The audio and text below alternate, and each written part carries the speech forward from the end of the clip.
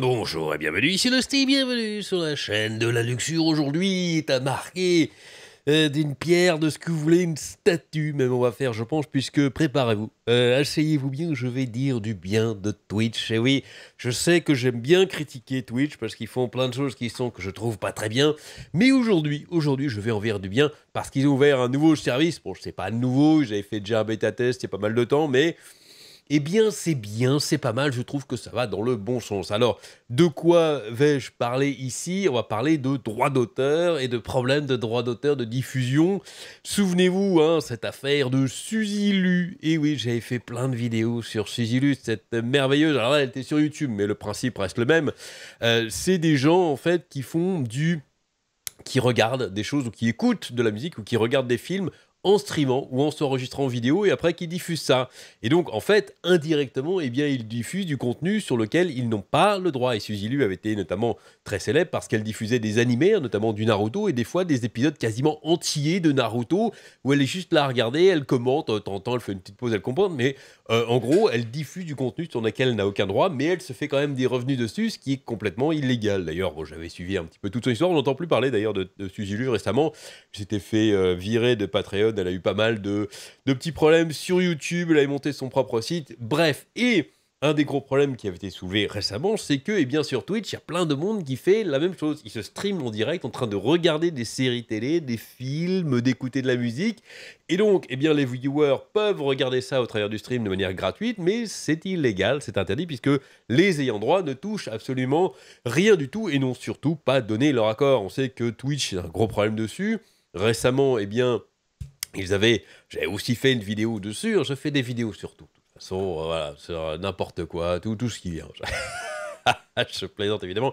Je reste quand même restreint dans les jeux vidéo et les nouvelles technologies, notamment donc du streaming.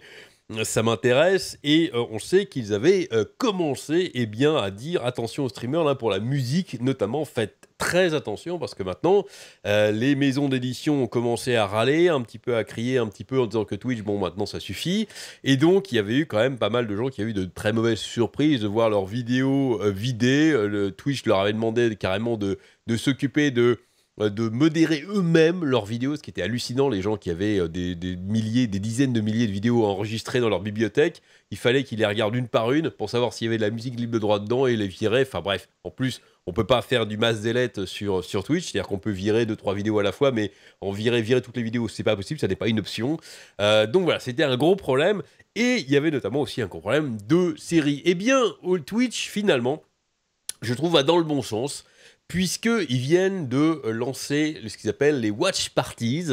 C'est très intéressant comme concept, c'est-à-dire qu'au lieu eh bien, de laisser les gens diffuser des trucs dans lesquels ils n'ont pas le droit, eh bien on va organiser tout ça au sein, alors c'est au sein d'Amazon évidemment, mais c'est une première étape que je trouve quand même très très intéressante. Donc les watch parties, qu'est-ce que c'est? Twitch redouble d'efforts pour faire de son site plus qu'un simple endroit pour viduer des vidéos de jeux en direct. Alors, on sait d'ailleurs que les vidéos de jeux, ça commence à baisser, hein, parce qu'il y a le just chatting qui prend le pas énormément. Hein. C'est ces personnes qui font juste que chatter, justement discuter, ou se filmer en petite tenue au bord de leur piscine, en train de faire du yoga, ou en train de faire toujours en petite tenue. C'est passionnant tout ça. Et donc, on sait très bien que Twitch a envie bien, de brasser large. L'automne dernier, la société appartenant à Amazon a commencé à tester une nouvelle fonctionnalité appelée Watch Parties qui permet aux créateurs de diffuser du contenu Amazon Prime Vidéo aux téléspectateurs avec Amazon Prime. Voilà, c'est là la restriction, c'est-à-dire qu'il faut toujours que vous ayez des droits. Donc, en fait, si vous avez Amazon Prime, eh bien, vous pouvez, du coup, regarder les vidéos que vous pouvez normalement regarder hein, sur Amazon, mais c'est votre streamer préféré, et puis vous regardez tous ensemble un groupe, c'est ça qui s'appelle Watch Parties. C'est comme si vous aviez un groupe d'amis, un groupe de potes, en plus avec un streamer que vous aimez bien. Vous regardez la série tous ensemble, et puis il commente, il peut s'arrêter, vous pouvez discuter, vous pouvez échanger. Moi, je trouve ça très bien. Alors, comme je dis, pour le moment, c'est limité qu'à Amazon Prime, donc c'est dommage, mais espérons que Twitch ou d'autres, eh bien, créer des accords avec Netflix ou avec d'autres créateurs de contenu, hein, même directement avec des créateurs de contenu, ceux qui diffusent leur télé, pour pouvoir diffuser ça, moyennant peut-être petite compensation financière. Hein. Moi, je pense qu'énormément de streamers accepteraient en fait de pouvoir faire ces watch parties avec d'autres contenus que Amazon Prime, s'il y a une petite partie du revenu publicitaire ou autre qui se font sur leur site qui est redistribué aux séries ou aux trucs. Je pense que ça serait une solution acceptable. Je suis tout à fait d'accord avec ça. Je milite d'ailleurs pour ça depuis très très très longtemps, comme sur YouTube. Hein. Sur YouTube, par exemple, qu'on puisse payer les ayants droit quand on veut utiliser leur musique, une petite partie de leur musique pour les vidéos, pour le montage vidéo, une petite partie des vidéos, qu'on puisse peut-être les payer au rata de ce qu'on diffuse, mais qu'ils aient une petite rétribution par rapport à ce qu'on diffuse. Ça serait un sujet très intéressant, au lieu de bannir dans tous les sens et que ça soit la guéguerre des ayants droit contre les créateurs de contenu en disant « Oh là là, attention, t'as utilisé 3 secondes de mon contenu, non, non, va en prison immédiatement ». Ça devient du grand n'importe quoi. Bref, donc ce printemps, Twitch a ouvert Watch Parties à ses plus grandes chaînes de streaming aux États-Unis, ajoutant la prise en charge de plus de 70 films et émissions de télévision de Prime Video au lancement. Aujourd'hui, Twitch affirme que la fonctionnalité est désormais disponible pour les créateurs du monde entier. Ça y est, c'était déjà donc disponible aux US, maintenant c'est le monde entier. Avec l'expansion mondiale, les streamers Twitch peuvent héberger une Watch Party avec n'importe quel titre inclus avec un abonnement Prime ou Prime Video, Prime Video dans leur région. Bien sûr, si les créateurs diffusent en streaming à un public international, ils voudront trouver du contenu que le monde peut regarder. C'est pas mal fait en fait, au lieu d'essayer de diviser par pays, c'est-à-dire que vu que des fois on a envie de regarder un streamer US, eh bien vous pouvez regarder si le truc est disponible aussi sur Prime. En général, les trucs Prime, c'est quand même relativement... Il y a énormément de porosité entre le contenu de différents pays. Bien sûr, si les créateurs diffusent en streaming à un public international, je l'ai déjà dit, ces titres seront identifiés par une étiquette indiquant largement disponible, un broad streaming. Il y aura une étiquette dessus indiquant donc que vous pouvez regarder, ce qui signifie que la plupart des abonnés Prime sur Twitch peuvent voir le contenu. En plus, je crois qu'il y a... Alors ça, par contre, je ne sais plus très bien. Je viens de me rendre compte, je crois qu'il y a un abonnement en plus où vous avez directement Prime en étant sur Twitch. Il y a un truc donc c'est...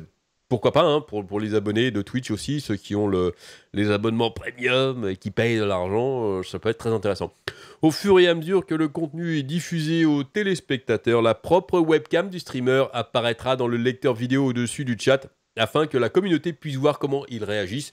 Les téléspectateurs peuvent également montrer la prise en charge du streamer comme ils le feraient normalement en utilisant des fonctionnalités telles que les bits ou en s'abonnant à leur chaîne par exemple. Donc ils veulent faire aussi proche que possible d'un streaming normal, mais donc on regarde cette vidéo, on regarde ce film.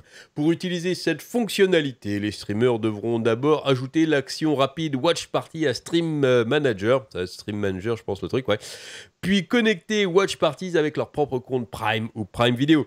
Lorsqu'il est temps de diffuser, ils sélectionnent simplement l'émission télévisée ou le film qu'ils souhaitent regarder, puis le mettent en ligne. C'est relativement simple. Le lancement intervient à un moment où les expériences de co-visualisation comme celle-ci sont en augmentation en raison de la pandémie de bière virus.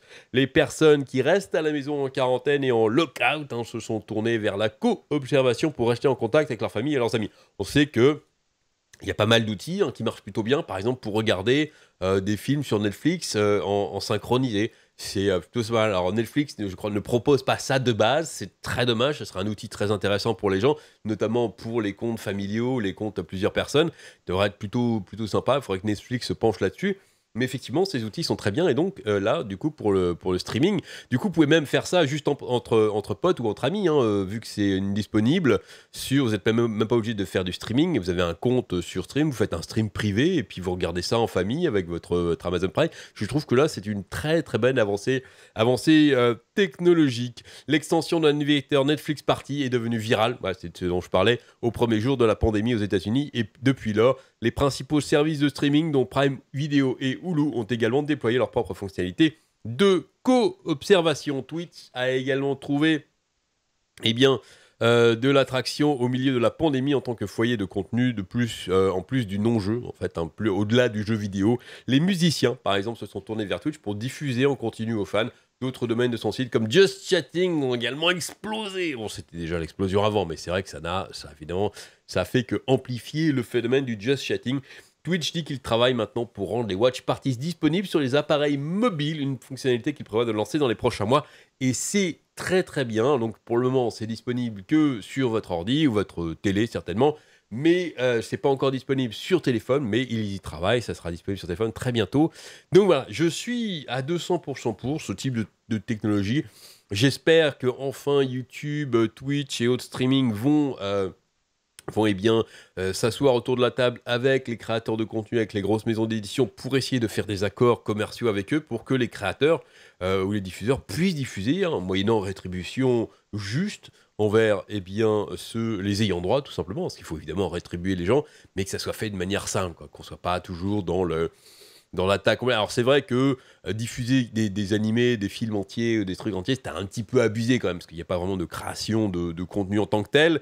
Mais justement, ce type d'initiative peut permettre de résoudre ça à l'amiable. Alors là, c'est Twitch sur Amazon, et on sait que c'est la maison mère, hein. Twitch appartient à Amazon, donc pour eux c'est très facile, mais c'est un début, et il faut applaudir ce petit début. Donc voilà, j'applaudis, bravo Twitch, espérons maintenant qu'ils feront le nécessaire aussi du côté modération pour virer les gens qui diffusent, pour sanctionner les gens qui diffusent des choses sur lesquelles ils n'ont évidemment pas droit, parce que c'est injuste pour ceux qui respectent le règlement comme ils peuvent. Voilà, c'était une autre petite vidéo de vacances de Lusty qui se fait dorer les fesses au soleil. J'espère que ça vous aura plu, hein. Dites-moi ce que vous en pensez dans les commentaires. Lusty, même en vacances, continue de lire vos commentaires et va peut-être réagir à vos commentaires en faisant des nouvelles vidéos. Amusez-vous bien et à très bientôt.